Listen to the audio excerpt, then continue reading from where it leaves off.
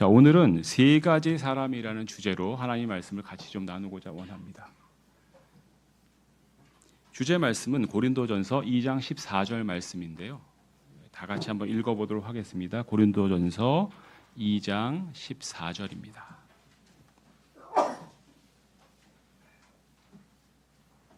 고린도전서 2장 14절 말씀입니다. 찾으셨으면 같이 한번 읽어보겠습니다. 시작.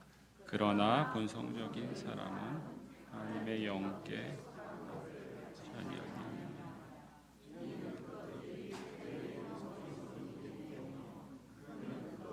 할 수도 없으니 그것들을 영적으로 분별되기 때문이라. 아멘. 네, 여기까지 읽도록 하겠습니다.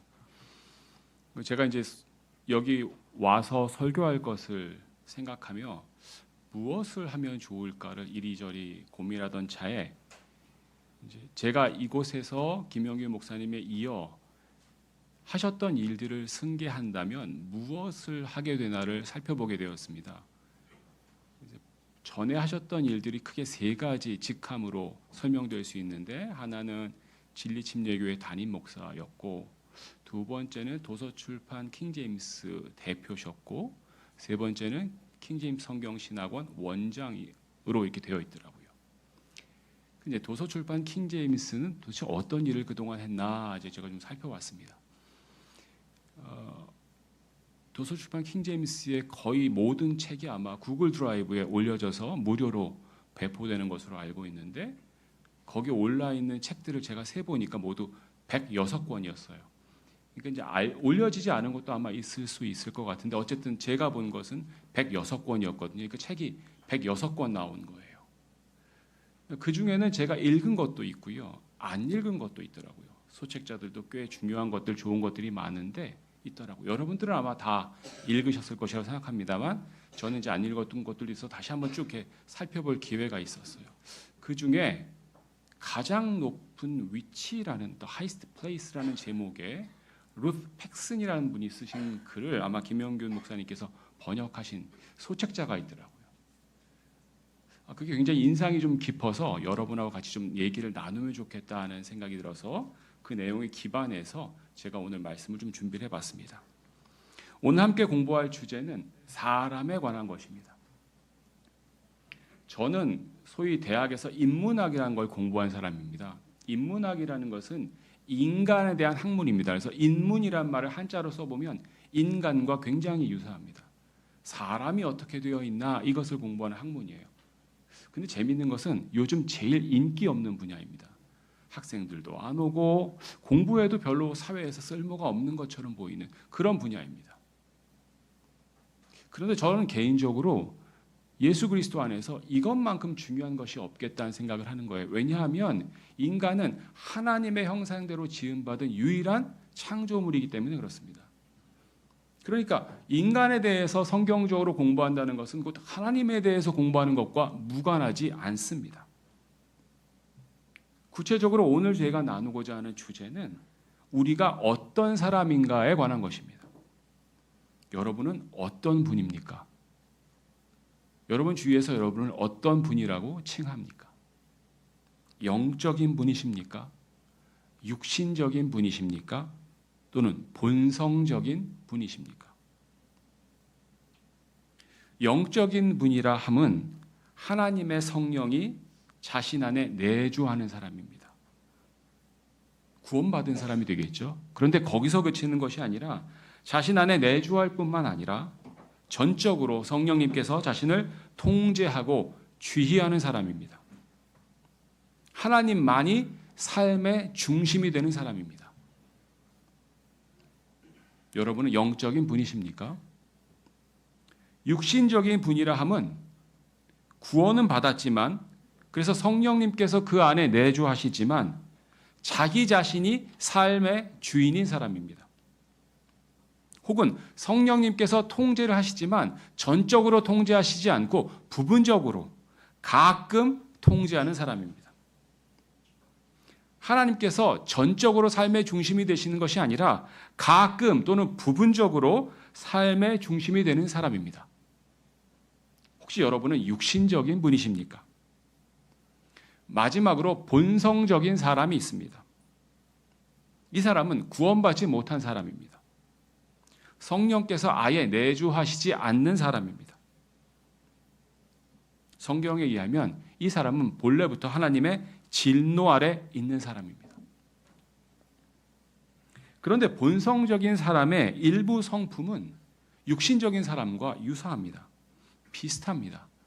그럴 수밖에 없습니다. 구원을 받았다 하더라도 여전히 세상을 추구하며 살고 있다면 구원받았다는 사실 외에는 그 특징이 육신적인 사람과 다를 바가 없기 때문입니다. 그래서 우리는 먼저 본성적인 사람의 특성을 좀 살펴보고자 합니다. 첫 번째, 본성적인 사람은 하나님을 알지도 못하고 하나님에 대한 믿음이 없는 사람이라고 성경은 이야기하고 있습니다. 이런 사람을 성경은 주 예수 그리스도의 복음에 순종하지 않는 자다 이렇게 말씀하고 있습니다. 데살로니가 후서 1장 8절 말씀을 다 같이 읽어보겠습니다. 데살로니가 후서 1장 8절 말씀입니다.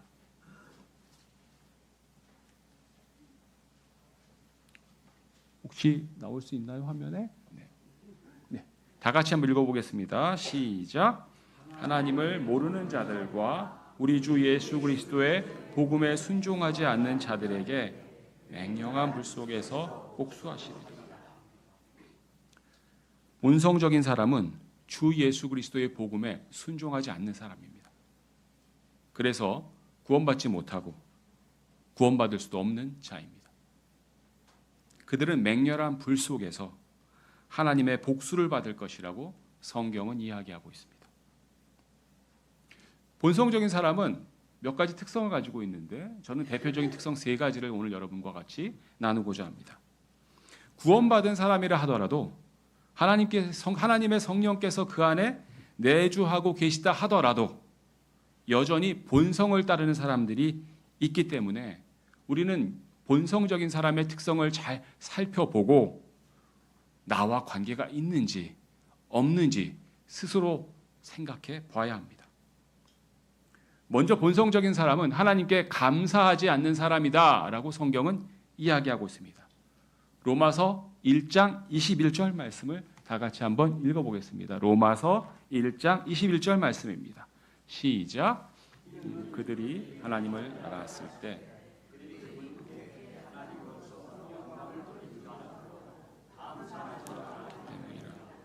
오히려 그들의 상상들 속에서 허망하여 주고 어리석은 마음이 어두워졌느냐.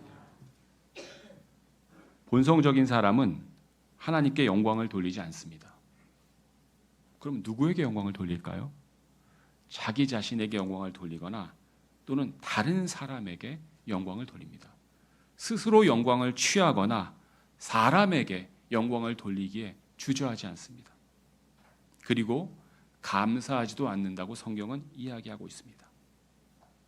저는 기독교의 핵심 본질 가운데 하나가 모든 일에 감사하는 것이라고 생각합니다.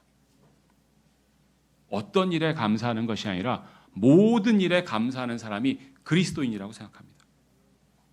그리스도인은 감사할 상황에서만 감사하는 사람이 아닙니다.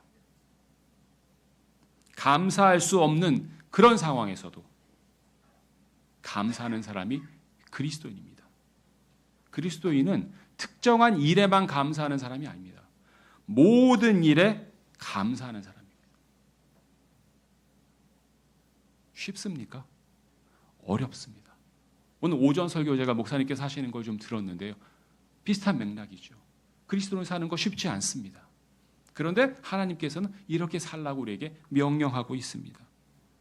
감사할 수 없는 상황에서도 감사하는 사람, 그 사람이 그리스도인입니다. 만약 우리 가운데 가끔 감사하거나 감사할 만한 상황에서만 감사하는 사람이 있다면 성경은 이를 본성에 속한 사람이다라고 정의하고 있습니다. 따라서 우리가 따라서는 안 되겠지요. 두 번째로 본성에 속한 사람의 특징은 하나님을 추구하지도 않고 하나님을 찾지도 않는다고 성경은 이야기하고 있습니다. 로마서 3장 11절 말씀을 같이 한번 읽어보겠습니다. 로마서 3장 11절 말씀입니다. 예, 다 찾으셨으면 같이 읽어보겠습니다. 시작. 이해하는 자도 없으며 하나님을 찾는 자도 없다. 여러분은 언제 하나님을 찾으십니까? 고난에 부닥칠 때 하나님을 찾으십니까? 기쁘고 감사한 일이 있을 때 하나님을 찾으십니까? 중요한 것은 먼저 하나님을 찾는 것입니다. 어려운 일이 있을 때 사람을 먼저 찾는 것이 아니라 하나님을 먼저 찾는 것, 그게 그리스도인입니다. 고난이 닥쳤을 때 먼저 세상의 방법을 찾지 아니하고 세상의 권력을 구하지 아니하고 하나님을 찾으십시오. 먼저 하나님의 왕국과 그분의 통치하심과 그분의 의를 구하면 모든 것을 우리에게 더해 주시겠다고 마태복음 6장에서 말씀하셨습니다. 먼저 세상의 방법을 찾고 고난이나 어려움이 닥쳤을 때 먼저 세상의 권력자를 찾는다면 그는 본성적인 사람입니다. 세상의 사람들, 구원받지 못한 사람들은 다 그렇게 합니다. 먼저 세상의 방법을 찾고 먼저 권력을 찾고 먼저 돈을 추구한다면 그건 본성에 속한 것이고 여전히 본성적인 사람이라고 할 수 있습니다. 그러나 구원받은 우리들은 어려움이 닥쳤을 때, 고난이 닥쳤을 때, 힘든 문제가 닥쳤을 때 먼저 하나님을 찾아야 합니다. 기쁠 때에도 행복할 때에도 먼저 친구를 찾고 술을 찾고 쾌락을 찾는 것이 아니라 하나님을 찾아야 합니다. 따라서 그리스도 안에 있는 우리들은 행복할 때에도 아플 때에도 힘들 때에도 고난이 있을 때에도 먼저 하나님을 찾아야 합니다. 하나님을 찾으려면 먼저 하나님을 이해해야 합니다. 하나님이 어떤 분이신지 알아야 합니다. 그래서 우리는 성경을 통해 하나님의 어떠하심을 이해하고 성경을 부지런히 공부해서 하나님을 이해하게 되는 것입니다. 이 교회는 하나님에 대해 열심히 공부하고 가르쳐 온 것으로 알고 있습니다. 왜 그렇습니까? 여러분이 먼저 하나님을 찾도록 하기 위함입니다. 먼저 하나님을 찾는 성숙한 영적인 그리스도인이 되도록 하기 위함입니다. 평생 김영균 목사님께서 성경에 나타난 하나님에 대해서 여러분에게 가르쳐 왔습니다. 30년, 40년 동안 들어오셨으니까 이제 그만 들어도 되겠습니까? 아니요, 우리는 반복해서 하나님의 말씀을 듣고 공부해야 합니다. 그래서 더욱더 하나님을 이해하고 더욱더 하나님을 찾으며 더욱더 오직 하나님만을 추구해야 합니다. 그래서 저도 김영균 목사님과 동일하게 하나님에 대해서 여러분께 반복해서 말씀드리고자 합니다. 자, 본성적인 사람의 세 번째 특징은 하나님을 두려워하지 않습니다. 본성적인 사람은 하나님을 두려워하지 않는다고 성경은 이야기하고 있습니다. 다 같이 로마서 3장 18절 말씀을 찾아서 읽어보겠습니다. 로마서 3장 18절 말씀입니다. 다 찾으셨으면 한 목소리 읽어보겠습니다. 시작.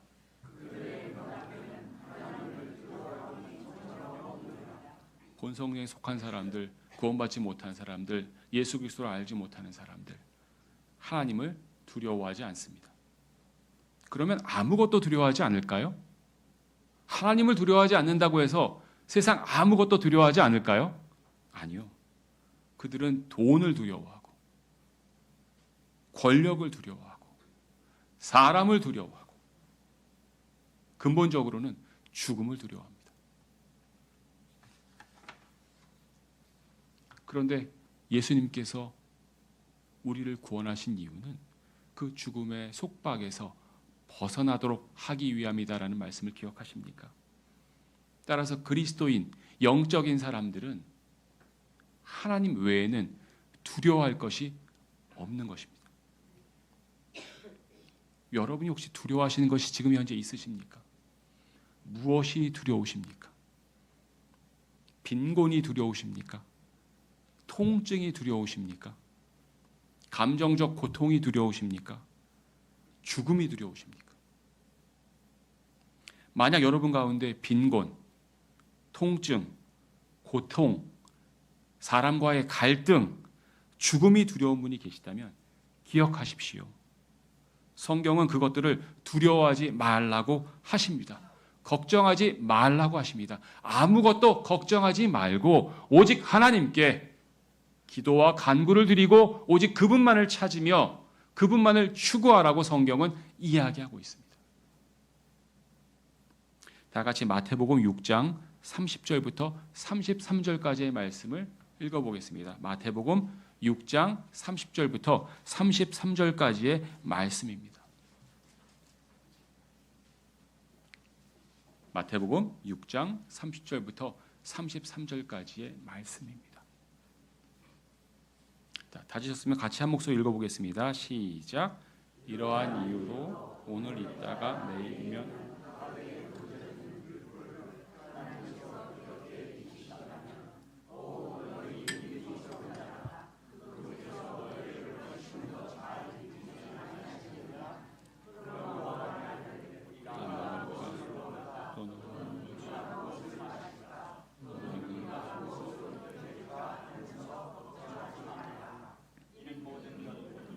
이방인들이 추구하기 때문이라. 이는 너희 하늘 아버지께서는 너희에게 이 모든 것들이 필요하다는 것을 아시기 때문이라.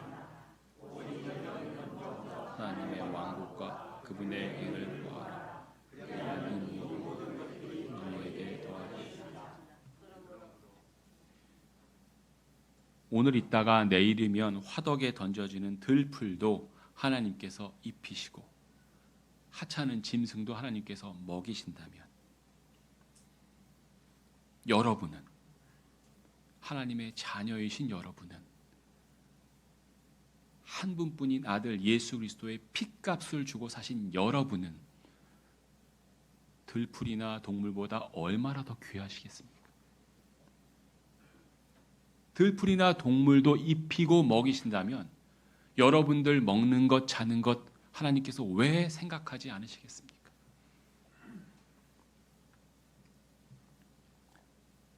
자신의 독생하신 아들의 핏값을 주고 산 우리들을, 주님의 자녀들을 더 잘 입히시고 더 잘 먹이시고 더 잘 생각하지 않으시겠습니까? 그래서 성경은 무엇을 먹을까, 무엇을 마실까, 무엇을 입을까 고민하고 걱정하지 말라고 이야기하고 있습니다. 그 문제를 두려워하지 말라고 하고 있습니다. 세상 사람들은 다 이거 두려워합니다. 이런 것들을 걱정하고 고민하고 두려워하는 사람들을 성경은 본성적인 사람이다라고 이야기하고 있습니다. 우리는 오직 먼저 하나님과 하나님의 왕국과 그분의 의와 그분의 통치하심을 추구해야 합니다. 그러면 나머지 모든 것들을 더해 주시겠다고 약속하셨습니다. 자, 우리는 지금까지 본성적인 사람들의 특성에 대해서 살펴보았습니다. 구원받은 사람이라 하더라도 여전히 본성적이고 본성을 추구하는 사람들이 있습니다. 우리는 그런 사람이 되면 안 된다고 성경은 분명히 말씀하고 있습니다. 기억하시기 바랍니다. 자, 두 번째로 성경은 본성적인 사람 외에 영적인 사람이 있다라고 이야기하고 있습니다. 영적인 사람은 어떤 사람입니까? 여러분은 영적인 사람이십니까? 혹은 영적인 사람이 되고 싶으십니까? 갈라디아서 6장 1절 말씀을 찾아서 한번 읽어보겠습니다. 갈라디아서 6장 1절입니다. 갈라디아서 6장 1절입니다. 다 찾으셨으면 다 같이 한 목소리로 갈라디아서 6장 1절 말씀 읽겠습니다. 시작.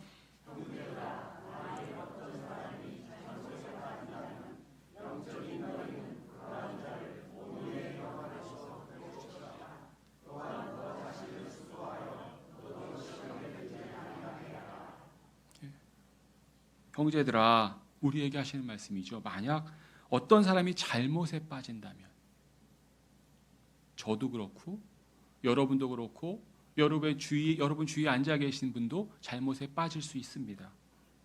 그러면 영적인 너희는, 영적인 사람들은, 영적인 형제 자매님들은 그러한 자를 온유의 영 안에서 회복시키라. 그리고 거기서 끝나면 안 되죠. 너 자신을 숙고하여 너도 시험에 들지 않게 하라. 영적인 사람은 이 자세를 잃지 않는 사람입니다. 다른 사람을 향하여는 온유의 영으로 회복시키고자 노력하는 사람이고요. 자기 자신을 스스로는 끊임없이 스스로 돌아보고 스스로를 경계해서 시험에 들지 않도록 하는 사람. 이 사람이 영적인 사람이라고 성경은 이야기하고 있습니다. 우리는 주님 앞에서 혹은 세상에서 언제든지 실수를 하고 잘못에 빠지기도 하는 사람입니다. 저 자신이 그런 것처럼 여러분 주위의 형제 자매님들도 언제든지 잘못에 빠질 수 있습니다. 영적인 사람은 잘못에 빠진 형제 자매님들을 보았을 때 어떻게 하는 사람입니까? 비난하고 책망하는 사람입니까? 내버려 두는 사람입니까? 무관심한 사람입니까? 오늘 성경을 보니까 뭐라고 합니까? 회복시키는 사람이다라고 했습니다. 본래 자리로 회복시키고 돌이켜 줄 수 있는 사람이라고 이야기하고 있습니다. 그런데 기억할 것이 있습니다. 어떻게 회복시킬 수 있습니까? 온유의 영 안에서 회복시켜야 한다는 것입니다. 질책과 책망은 세상이 잘못에 빠진 사람에게 내리는 처방입니다. 징계와 처벌은 세상이, 사람이 잘못에 빠진 사람에게 내리는 경계입니다. 질책, 책망, 징계, 처벌로는 사람이 회복되지 않습니다. 목표가 회복이라면, 그 형제를 제자리에 돌려놓는 것이라면 무엇이 필요합니까? 온유의 영이 필요하다고 성경은 말씀하고 있습니다.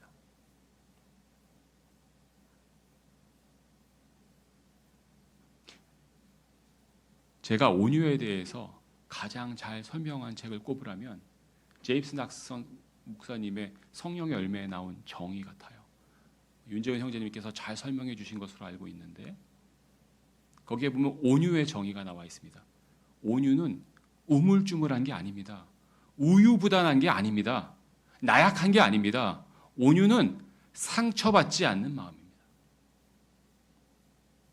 내 옆에 형제가, 내 옆에 그 누가 나를 비난하든 나를 책망하든 사실이면 감사히 받고 사실이 아니면 아무렇지도 않은 것, 그것이 온유입니다. 옆에 형제님이나 자매님이 여러분에 대해서 잘못을 범할 수도 있고 잘못을 행할 수 있습니다. 막연한 잘못이 아니라 여러분에 대해서 실수하고 잘못하고 때로는 모욕을 줄 수도 있습니다. 본의 아니게 할 수도 있고 본의일 수도 있습니다. 그때 우리는 어떻게 대해야 합니까? 성경은 온유의 영으로 그를 회복시키라고 말씀하고 있습니다. 여러분이 영적인 분이시라면. 누군가가 여러분에게 상처를 주거나 힘들게 만들었을 때 상처받지 마시고 온유함으로 그를 회복시키십시오. 영적인 사람은 예수 그리스도를 자신의 구원자로 받아들였으며 그리스도를 주님으로 인정하고 그분께 자신을 내어드린 사람입니다. 갈라디아서 2장 20절에 있는 것처럼 자신을 십자가에 못 박아 놓은 사람입니다. 여전히 지금도 못 박혀 있는 사람입니다. 그러니까 상처받을 것도 없고 자존심 세울 것도 없습니다. 영적인 사람은 자신의 삶에 있어서 예수 그리스도만이 가장 필요한 존재이고 예수 그리스도만이 최고의 지위를 갖고 통치하는 분이십니다. 오직 예수 그리스도만이 자신을 다스리시고 통제하는 그런 사람이 영적인 사람입니다. 우리 모두 영적인 사람이 되기를 간절히 바랍니다. 마지막으로 성경은 육신적인 사람이 있다고 이야기합니다. 육신적인 사람은 구원받은 사람입니다. 그런데 성령이 내주함에도 불구하고 육신을 추구하는 사람입니다. 세상을 추구하는 사람입니다. 부분적으로 가끔 성령님께서 통제하는 사람입니다.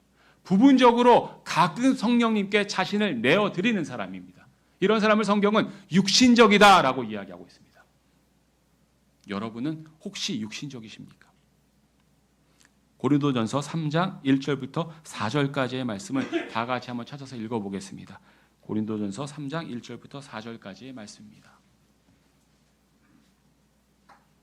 순서대로 한번 쭉 읽어보겠습니다. 3장 1절부터 4절까지입니다. 다 찾으셨으면 같이 한번 읽어보겠습니다. 시작. 그런즉 형제들아 나는 너희에게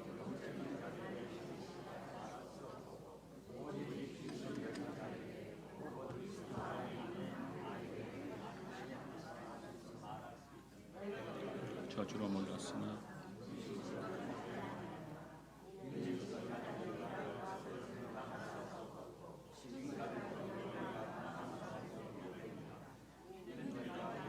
육신적이기 때문이라.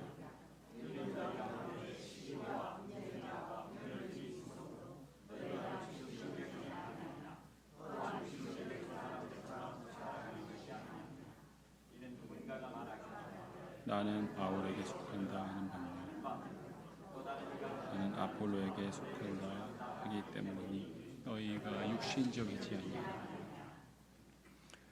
구원받은 사람 중에 영적인 사람이 있고 육신적인 사람이 있습니다. 구원받은 사람 중에입니다. 그러므로 이 말씀이 우리에게 해당되지 않는지 스스로 살펴봐야 합니다.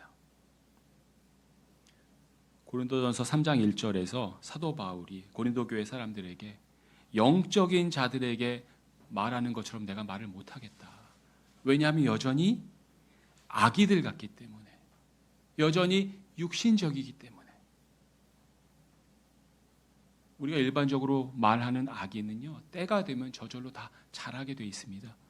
유전자의 DNA의 성장 계획이 이미 다 있기 때문에 어느 정도의 음식만, 조건만 충족이 되면 저절로 자랍니다. 그런데 영적인 부분은 꼭 그런 것 같지는 않습니다. 저절로란 말이 없는 것 같습니다. 교회 다닌 연수가 오래되면 영적인 사람이 되던가요? 킹제임스 성경을 읽은 지 오래되면 훌륭한 영적인 그리스도인이 자동으로 되던가요? 아닌 것 같습니다. 제 개인의 경험에 의하면. 그래서 성경은 이야기하기를 여전히 아기에게는 단단한 음식이 아니라 젖을 줄 수밖에 없기 때문이고 그 아기는 여전히 육신적이다라고 이야기하고 있습니다.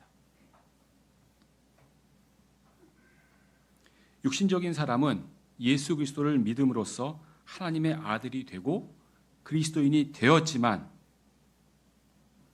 그래서 아버지와 아들의 관계가 이미 성립이 되었지만, 자격으로는 아들의 자격을 이미 갖췄지만, 그러나 하나님의 아들로서의 특권을 행사하지 못하는 사람입니다. 그 행실이 하나님의 가족으로 적합하지 않은 사람입니다.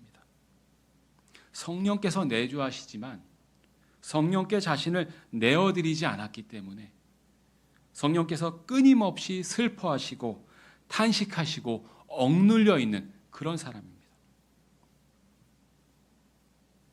데살로니가전서 5장 19절에 따르면 성령을 식게 하는 사람이다라고 이야기하고 있습니다.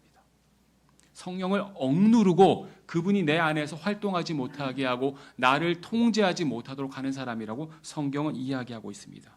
또 육신적인 사람은 젖을 먹는 사람이다라고 이야기하고 있습니다. 말씀의 부드러운 젖만을 소화시킬 수 있는 사람입니다. 하나님의 깊은 것을 알 수도 없고 알려고도 하지 않는 사람입니다. 하나님의 의를 그래서 완전히 알 수 없는 사람입니다. 자, 그런데 고린도전서 3장 3절에 육신적인 사람의 특성이 나와 있습니다. 아주 구체적으로. 무엇이 나왔습니까? 시기와 분쟁과 분열 가운데 산다고 했습니다. 시기와 분쟁과 분열. 자, 먼저 시기가 무엇입니까? 시기. 시기는 사전에 이렇게 정의가 되어 있습니다. 다른 사람의 우월한 조건, 성공, 소유물을 부러워하며, 여기까지 우리가 다 이해하죠. 부러워하는 마음인 것 같죠. 시기는 부러워하는 마음에서 끝나는 것이 아닙니다. 부러워하며 동시에 적대감이나 열등감을 느끼는 것이 시기라고 성경은 이야기하고 있습니다.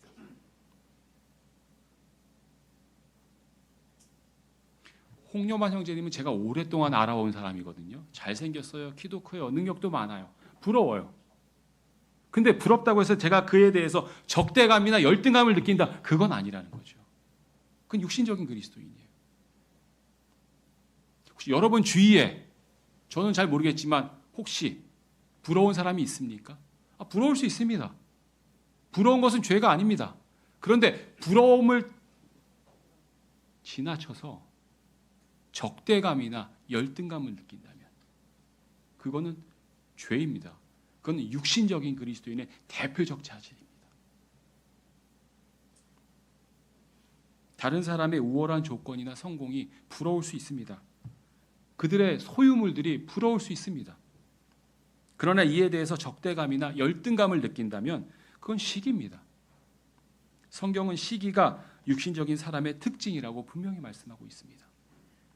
두 번째 특징은 시기, 그 다음 뭐예요? 분쟁이 있다는 겁니다. 육신적인 사람이 있는 곳에는 분쟁이 있습니다.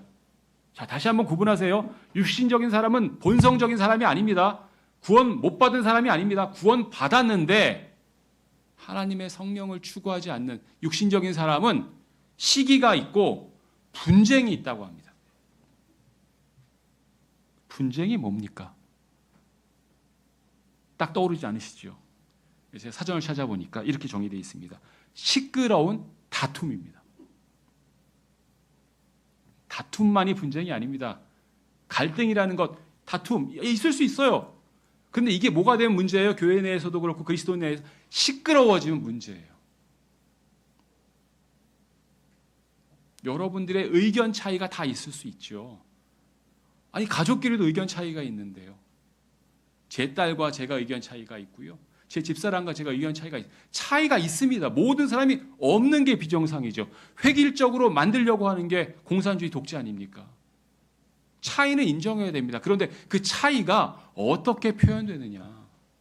시끄러운 다툼으로 표현되면 그건 분쟁이고 육신적인 그리스도인의 특징입니다. 차이를 조용한 방법으로 품위 있게 그리스도인으로서 합당하게 전달할 수 있으면 그게 영적인 그리스도인입니다. 의견의 차이도 있고 생각의 차이도 있을 수 있습니다. 그러나 이러한 차이가 말다툼을 불러오고 시끄럽게 된다면 그것은 분쟁입니다. 육신적인 그리스도인은 분쟁 가운데 삽니다. 그가 가는 곳에는 어디나 분쟁이 따라다닙니다. 그러나 영적인 그리스도인은 조용함과 평안함 가운데 삽니다. 그가 가는 곳에는 조용함과 평안함이 있습니다. 육신적인 그리스도인들은 시끄럽습니다. 그러나 영적인 그리스도인은 고요함과 조용함을 아는 사람들입니다. 자, 육신적인 그리스도인의 세 번째 특징은 뭐라고 합니까? 분열이라고 합니다. 분열. 자, 분열도 제가 뜻을 찾아보니까 이렇게 되어 있습니다. 찢어져 나뉘는 것, 이렇게 되어 있습니다. 찢어져 나뉘는 것. 이 분열은 외부의 강압에 의해서 오는 것이 아니라 스스로 만들고 조장하는 것이다라고 되어 있습니다. 오늘 고린도전서 3장에서 성경은 분열의 구체적인 예를 보여주고 있습니다.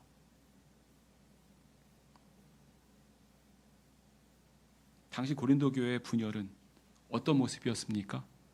누구누구 형제님은 바울에 속하는 사람입니까?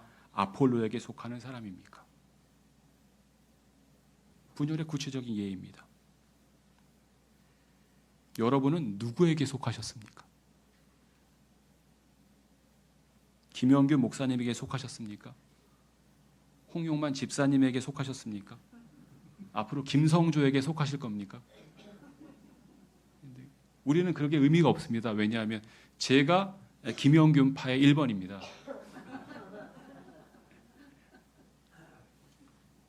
우리는 사람에게 속하지 않았습니다. 우리는 오직 주 예수 그리스도께만 속한 사람입니다. 그래서 그리스도인입니다. 그래서 크리스찬입니다. 우리는 사람에게 얽매이도록 부르심을 받지 않았습니다. 또 혹시 성경과 관련해서 여러분은 표준역에 속하셨습니까? 흠정역에 속하셨습니까? 근본역에 속하셨습니까? 혹은 다른 한글 번역에 속하셨습니까? 우리는 특정 성경 번역자에게 속한 사람이 아닙니다. 특정 한국어 번역 성경에 속한 사람도 아닙니다. 만약 그런 사람이 있다면 성경은 그를 육신적인 사람이라고 정의하고 있습니다. 정리하겠습니다. 오늘 우리는 세 가지 사람에 대해서 배웠습니다. 성경에는 본성적인 사람, 영적인 사람, 육신적인 사람이 있다고 이야기하고 있습니다. 본성적인 사람은 그리스도인이 아닙니다. 아직 구원받지 못한 사람입니다. 아직 그 안에 성령님께서 내주하시지 않는 사람입니다. 본성적인 사람은 하나님에 대한 믿음이 없고 복음에 순종하지 않는 사람입니다.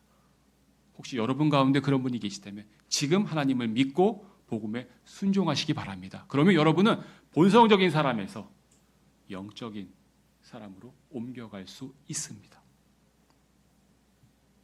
본성적인 사람은 하나님께 감사하지 않습니다. 우리는 모든 일에, 어떤 일에가 아니라 모든 일에 하나님께 감사해야 합니다. 또 본성적인 사람은 하나님을 찾지 않습니다. 우리는 먼저 하나님의 왕국과 의를, 먼저 하나님의 통치를 구해야 합니다. 고난의 때, 어려움의 때 세상을 찾지 마시고 권력을 찾지 마시고 세상의 지혜를 찾지 마시고 오직 하나님을 찾으십시오. 또 본성적인 사람은 하나님을 두려워하지 않습니다. 그리고 세상을, 사람을, 돈을 두려워합니다. 우리는 아무것도 염려하지 말고 오직 하나님께 감사함으로 아뢰되 오직 하나님만을 두려워해야 합니다. 영적인 사람은 온유한 사람이고 다른 사람을 회복시켜주며 자신을 꾸준히 돌보는 사람입니다. 영적인 사람은 다른 사람이 또는 다른 그리스도인이 자신에게 상처를 주더라도 상심하지 않는 사람입니다. 오히려 상처 준 사람을 회복시키는 사람입니다. 온유의 영으로 주위의 형제 자매들이 잘못에 빠졌을 때 회복시켜주는 사람입니다. 다시 영적으로 건강할 수 있도록, 그래서 모든 형제 자매들이 영적인 사람이 될 수 있도록 만드는 사람입니다. 그리고 자신은 스스로 살펴보고 돌아보아 조심하는 사람입니다. 마지막으로 육신적인 사람은 시기와 분쟁과 분열을 안고 사는 사람입니다. 시기와 분쟁 그리고 분열과 늘 같이 사는 사람입니다. 육신적인 사람은 구원 못 받은 사람이 아닙니다. 구원 받은 사람입니다. 성령께서 내주하지 않는 사람이 아닙니다. 내주하시는 사람입니다. 그러나 가끔 성령님의 통치를 구하는 사람이며 가끔 감사하는 사람이며 그래서 세상과 하나님을 동시에 섬기는 사람입니다. 이와 같은 육신적인 그리스도인은 성경에 아기와 같은 사람이라고 얘기하며 하나님과 세상을 동시에 추구하는 사람이라고 이야기하고 있습니다. 여러분은 어떤 사람입니까? 아직 구원받지 못한 본성적인 사람입니까? 아직 아기야와 같은 육신적인 사람입니까? 아니면 이미 영적인 사람입니까? 하나님의 은혜 가운데 주위의 형제 자매들이 잘못에 빠졌을 때 온유의 영 안에서 그들을 회복시키시는 성숙한 영적인 사람이 모두 되시기를 주님의 이름으로 소망합니다. 기도하겠습니다.